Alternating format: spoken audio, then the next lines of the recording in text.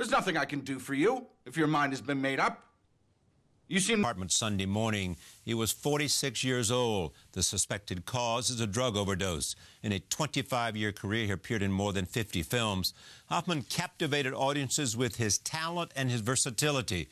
He was unafraid to inhabit and humanize even the most unsympathetic of characters. He was nominated for 4 Academy Awards. He won the Oscar for Best Actor for his role as Truman Capote in the 2005 film Capote. He received 3 Tony nominations, most recently in 2012 for his role as Willie Loman in Death of a Salesman. Joining me now to talk about Philip Seymour Hoffman, 2 film critics who know his work very well. David Denby of the New Yorker Magazine and A.O. Tony Scott of the New York Times. I am pleased to have them here at this table. So I begin by asking you just to think out loud about Philip Seymour. Well, you know, when I heard the news yesterday, it came as a real shock. Obviously, him being as young as he was, and very much it seemed in his prime, having just recently in The Master on screen and in Death of a Salesman on stage delivered 2 just extraordinary performances. And I felt much more personally affected by this than by many celebrity passings. And I didn't know him at all. I never met him. But he and I are about the same age, and I felt like my education as a moviegoer and then as a film critic was, in a way, linked with his career. The movies that mattered to me in the late 90s, some of the independent movies and that kind of great flowering of American independent cinema, Boogie Nights, Todd Solondz's Happiness. Yeah. He was in those, and he was really indelible and memorable in those. And then he was both a wonderful character actor, and he had great character parts in big Hollywood movies, but partly because of the flowering of that independent and studio specialty division cinema, and the ambitions of directors like Paul Thomas Anderson and others, he was able to become a star, to take on these lead roles that were incredibly ambitious, often very dark and troubling. And there was just this kind of honesty, I guess, in his work that was very unusual and will be very much missed. Which, not a romantic actor or physically heroic actor, but spiritually heroic. And I mean, he would start from the outside and work in, and maybe you would say that about many good actors. But I was feeling he was just opening up all kinds of fears, rages, lusts, everything it never stayed on the surface, Charlie. It always went deep. Even in small roles, I mean, he could suggest an infinitude of soulfulness, you know, underneath whatever he was doing on the surface, and the surface was spectacular. I mean, you remember Truman Capote. It was an impersonation, but he also got a complete understanding of what a particular kind of person was. I mean, he could play baseball manager, Art Howe in Moneyball. Remember, he just has with his gut sticking out, he got that. You could almost feel the elderly manager with a big beer gut. You know, and he never played. I mean, you said, and I think it's right, that he made these very unpleasant characters sympathetic. You know, whether we're talking about the guy in Charlie Kaufman's Synecdoche, New York, excuse me, or the sexual predator in Todd Solondz's Happiness. But he never made an overt play for the audience's sympathy. He was never about being likable. The task was to be completely this person who you're playing, to go as deep as you could possibly go, and that honesty is what will bring the audience to your point of view and make them not necessarily sympathize but understand and believe what you're doing. And there's enormous credibility in the way that he wrote about this. What did he do in The Master? Well, The Master is just, I mean, I think it's an amazing movie. It's a movie that I'll need to watch many more times to fully absorb. It's an extremely complicated and layered movie about 2 very complicated characters, Freddie Quell, played by Joaquin Phoenix, and Lancaster Dodd, who is a showman, who in a way, Hoffman is playing an actor, a guy who presents himself to the world as this confident salesman and faith healer and guru and huckster and whatever else he is. And he plays that perfectly with all of the exuberance and verve that this guy would have. But he also lets you see the loneliness and the pain and the confusion, and the spiritual hunger and the need to be loved that drives this guy. And he does it. I can't say, I couldn't anatomize what the craft is that gets him there. He's just, sometimes it's even just the color of his face, the way he kind of would, flush pink and laugh or burst into song. But it's an amazing and somewhat unusually for him, very exuberant and robust and kind of rambunctious and showy performance. But there's always the inner man there, the soul in torment. He could take a close-up in that movie and in Capote. Remember these enormous close-ups, better than anybody. I mean, it's a very dangerous thing for a director and an actor to stay in close and hold it minute after minute, so you would watch the play on his face. And of course the voice was remarkable, and he was a master of tempo, Chili. I think that was it. He would really slow things down at times. There are scenes in The Master where he just, there's pauses, and Capote too, it's all very measured and everything, without any boredom. I mean, you still want to fill in all of those spaces because he's doing so much. I mean, you don't have to fill in spaces because he's doing so much physically with his face in close-up. I mean, that voice gets into your soul. And he must have been incredibly intelligent, and just to be egocentric for a second, I would have the feeling that he would look at you and he could understand you and play you. He has played people like the two nerds here, and very successful. Remember The Savages, where he's kind of... The Savage is very good with Laura Linney, where he's a university intellectual who's frustrated and bitter and plays Brecht viol on the way to work every day just to make sure he's frustrated and bitter. I mean, to keep his misanthropy tuned to the perfect pitch. Exactly. Yes. And yet at the same time he could play with great skill in Mission Impossible. In big blockbuster type built movies. Yeah, and he could be. I mean, in the movie, in Charlie Wilson's War, the Mike Nichols movie, he was fast. He was fast. He was playing this kind of slightly unhinged CIA operative who keeps going into John Slattery's office and breaking the window with a hammer and swearing a blue streak. But there too, it's like he's talking Aaron Sorkin dialogue, but he's doing it as if this guy is just, inventing it out of he really took on Tom Hanks in that movie, and that sort of kept him off balance. Tom Hanks played Charlie Wilson. As he did with Meryl Streep in Doubt. I mean, that's exactly if you talk about, sort of a battle of technique and of in great Doubt, actors. it's really complex and interesting because the priest who may be a predator is also a genuinely benevolent guy who takes care of the weaker students in this parish school. So and the whole point is to hold you without, in that ambivalence without really knowing for sure. I mean, Meryl Streep knows for sure, but we don't know for sure. Right. And looking at him and watching him in every scene, you can go one way and the other way, and you keep. It keeps you in that state of suspension. I don't want to read too much into this, but then someone who knew him said, look, you can't do what he did by getting so deep into the characters he played without paying a price. Yeah. The mental effort that required and the craft. This was said about jazz musicians also 60 years ago, that they were out there exposing their soul as well as their craft. But you can name jazz musicians who lived to 80. Exactly and Robert De Niro and Al Pacino are still active in their 70s, so, and of course, people die in the street all the time of heroin overdoses. So I just don't know how to read this. I mean, it's just despairing in a way.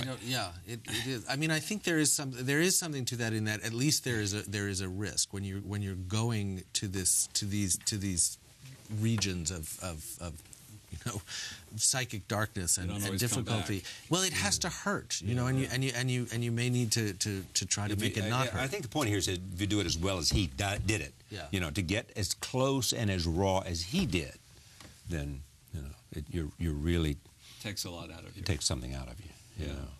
I think he would have continued, though, and I think he would have sort of triple-tracked his career. He would have been in an occasional big-budget movie. He would have done these independent films, and don't forget he could get them made.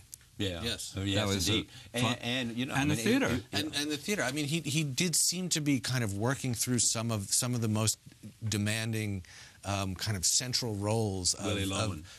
Willy Loman He was in and Long Day's Journey. True West Yeah, and Long Day's Journey. In fact, he might have come back and played Tyrone. Yeah, So he played exactly. the younger one. So So he would have come back and played the older one. Yeah. So, yeah, I mean, it's endless. I mean, I have 4 pages of credits here for, a man who was 46. I mean, 50 films, and he worked all the time, and he was part of a theater company, and was inspiring young playwrights to work and write, for him and for other people. I mean, you can't explain this kind of genius. I mean, it comes along once in a generation, and it leaves a big hole. A big hole, and it's only when just in the last 24 hours or so that you begin to realize how big the hole was. I mean, because you just figure a guy like that working so much is going to be around, is going to be in 4 or 5 movies a year, is going to be on the stage, forever, and then you realize how much he's accomplished and how special he was. There really, I don't think, was anyone who quite had that combination of intelligence and raw talent, including, as you say, a kind of talent and control of his physical bearing and his face, and the ambition and discipline. But then we talk about these dark roles. He also had comedic skills. Oh yeah. Boogie Nights. Yeah. Well, I mean, Boogie Nights is both. The scene that people remember in Boogie Nights is one of the most heartbreaking of him, weeping in the car after Mark Wahlberg has rebuffed his advances. But even in really, a bad movie like Along Came Polly, which was a romantic comedy with Ben Stiller and Jennifer Aniston, a movie that no one should ever see, but you should go onto YouTube and see the scenes where Philip Seymour Hoffman, playing kind of the wacky best friend of Ben Stiller, is hilarious, trying to kind of, school him in how to be a player and how to get the ladies. Years ago, he was in The Talented Mr. Ripley as Freddie, the Princeton bum, who is a hedonist, a drinker, a fornicator. I mean, and you don't imagine him playing that kind of role, but he's actually very funny in it. And he's on to Matt Damon's imposture from the beginning, as I remember. Yeah, so he had a kind of premature gut, but it didn't matter. I mean, in fact, it never mattered. I mean, you think of the appearance, what they all look like now. I mean, what he looked like. Whenever I would see him, and he was here many times, I have the opportunity to talk to people as well as enjoy their work. And I mean, there was also a certain kind of rumpleness about him. This was not a guy who didn't come in. His hair was never perfect, and he had a kind of rumpled. His tie was often open if he had a tie. Sometimes a beard. I mean, there was a sense. Didn't care. Didn't care. Did not. And he could use that rumpledness. Yeah, indeed. And many actors could not. I mean, so. And then he could also bring it. He was so perfect and fastidious as Truman Capote. And in another great role, you could keep remembering them in The Big Lebowski, playing the kind of one of my favorites. the nervous assistant of The Big Lebowski himself. When you think best, is there one moment, one scene, one role, Tony, that it's hard. That came to mind when you hard to pick it out. I thought about this guy? I thought of him talking on the phone and falling apart in Happiness. I mean, Happiness is such a profoundly unpleasant movie in a way, and how deep he goes into the unhappiness of that character is still something that that haunts me. I think of that, and I also think of him, among others, in the 25th Hour, in a Spike Lee movie, where he's playing one of the friends of the main character, who's a school teacher who's got a terrible, tormenting, inappropriate crush on one of his young students, and that's another he's playing another nerd, and I don't know what it is. Those are small moments in those films, and I probably haven't seen those films in 10 or 15 years, but there they are, and there he is. What's remarkable in Capote is that his Truman is a master of his social scene, his atmosphere, and also, but there's a suggestion with him of deep hurt. Mm-hmm. And when he meets this Perry Smith, one of the killers who killed the Clutters, right, from In Cold Blood, he recognizes someone who's a fellow sufferer, and there's a bond between them, and Hoffman lets you see that without... And he feels it when they kill him. Yes, but without losing his sense of his own specialness and his distance from this working class, psychopath. And his own ambition. And his own ambition. And the way he will use that guy to get what... It's probably the best portrait of a writer and all his, you know, wiliness and intelligence. Yeah, I mean, you just also in a moment like this, without knowing, there would be obviously an investigation, but it seems from what we've read so far and what's been reported so far, it may have been a heroin addiction, and to be found, if it turns out to be true, you know, in a room alone with a needle, and it just drives you crazy as to what happened. I mean, because of so much talent, a man who, you know, was poised to do all the great roles that theater had to offer, or any great director had to offer. Yeah. You know, and you wake up one day and there's somebody saying, "Have you heard the news?" You know, and you say, someone who had so much that he could do and had a remarkable ability to crawl inside someone else and have you understand what that person, who that person and was. I think also who was very much admired and loved by the people he worked with, by his peers, by the directors. And someone came to me, one of my colleagues this morning, and said, "You got to see this." It was his Academy Award speech for Capote. And his mother was there, because his mother evidently had raised him, and she was there. And he thanked all the requisite people. But most of it, at the end, was about his mother. And he said, "We're here together," you know. Amazing. She showed him his first movies, I think, and took him to his first plays, and it was central to his life. Well, thank you very much, David. Great to have you here. Thank you. We will now show you from the appearances on this program, Philip Seymour Hoffman talking about the craft that he loved and did so well, acting. It would be.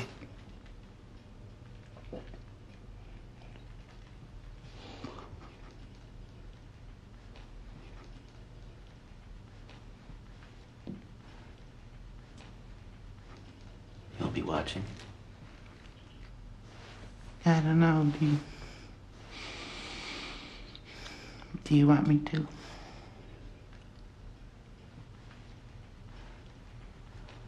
I'd like to have a friend there. Yeah, okay. Then I will.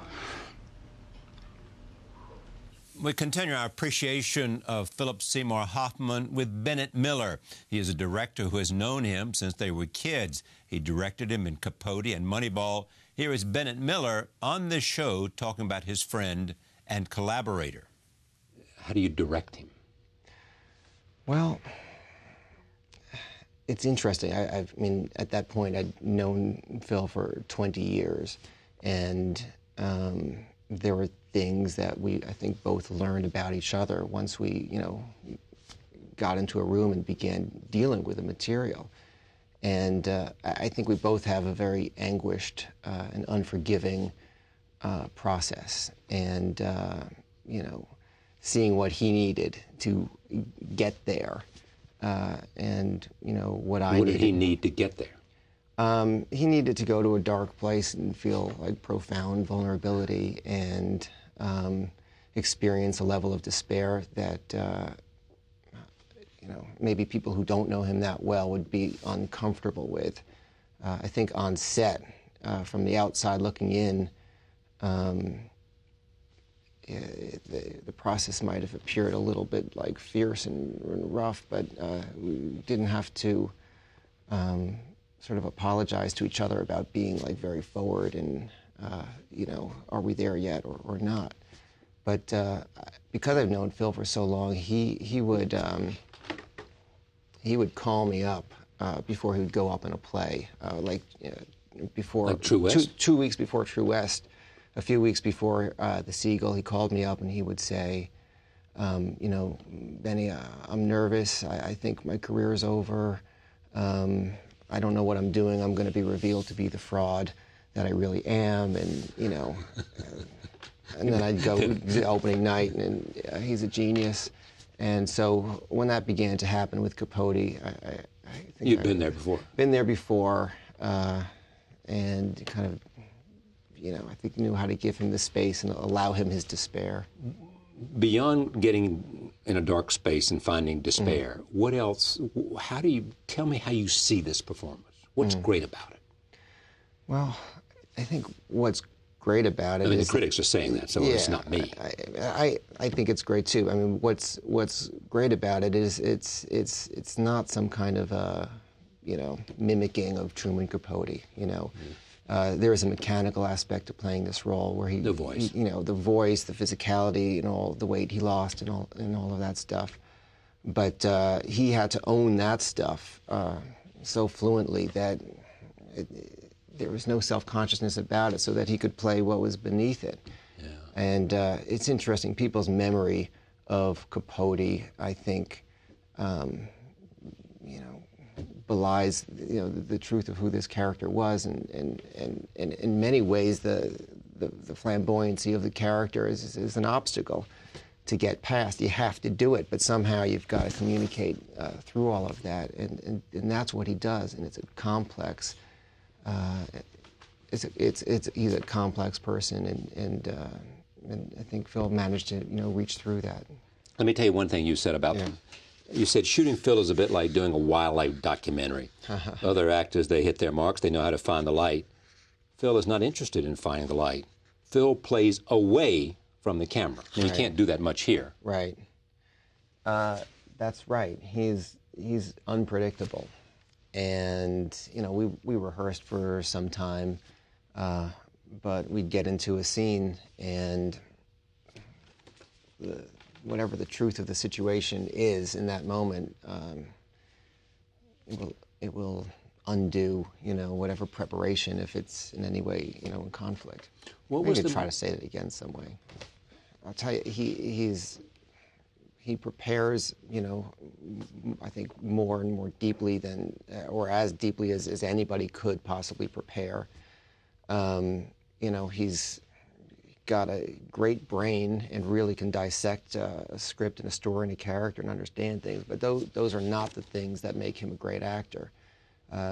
What makes him a great actor, I think, is his ability to just tune into the frequency of the moment and find the truth in it. He is an immensely sensitive person who has a character in real life, and often I think is the case with people who have got charisma, and he has charisma, has a whole nother,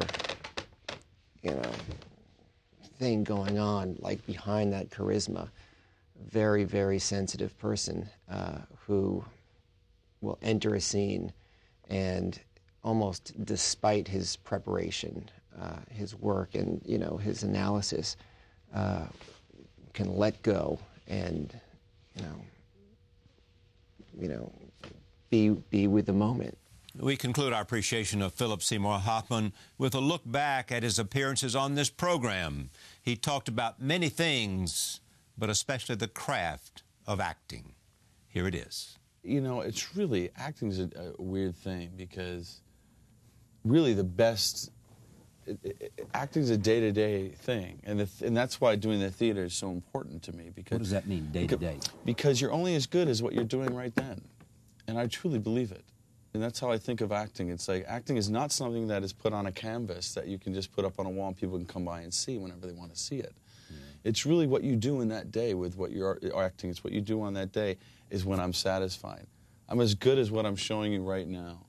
Because in the theater is something that will humble you in a second. Because you will be as bad as you can be at certain moments sometimes in the theater. And you can experience that and realize, I always got to get more. I always have to. So even though it's a good year, movies seem a little bit past tense. When you look at your work in a movie, and as good as it might have been, it feels a little bit like, yeah, that's where I was yesterday. Wasn't that great yesterday?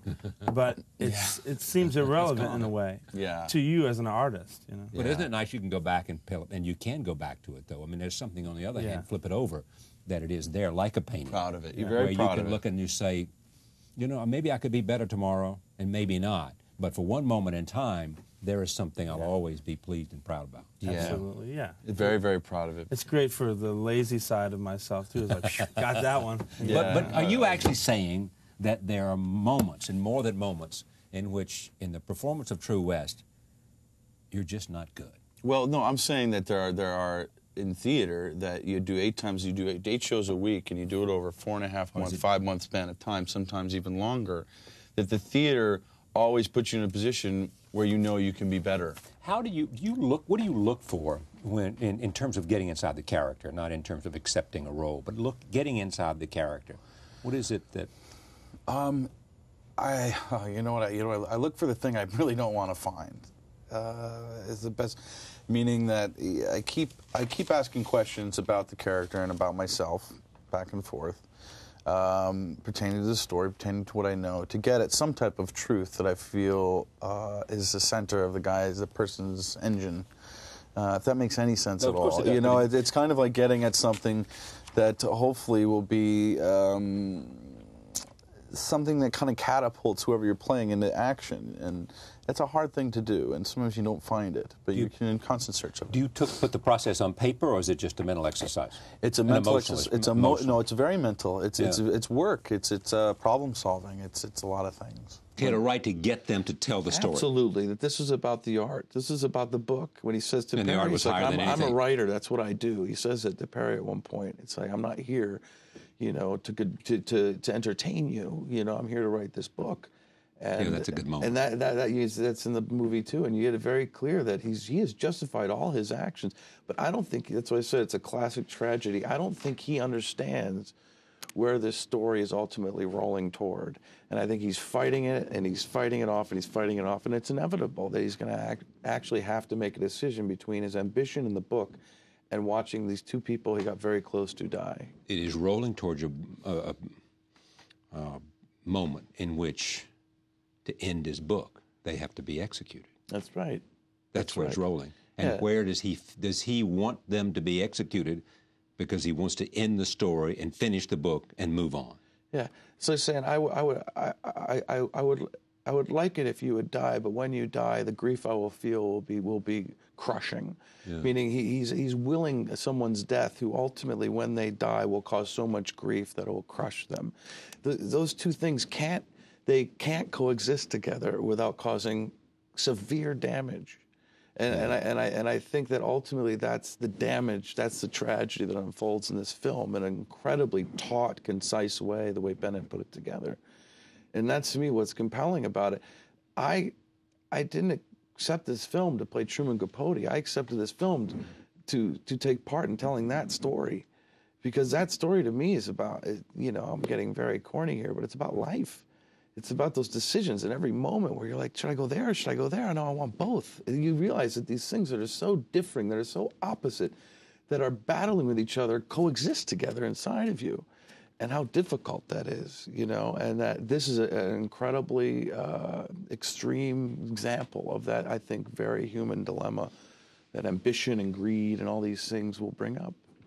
Which makes it, as you say, a story beyond Capote. It's a story beyond Capote. About human life and choices and ambition, celebrity, journalism. I could talk about Father Flynn in the present.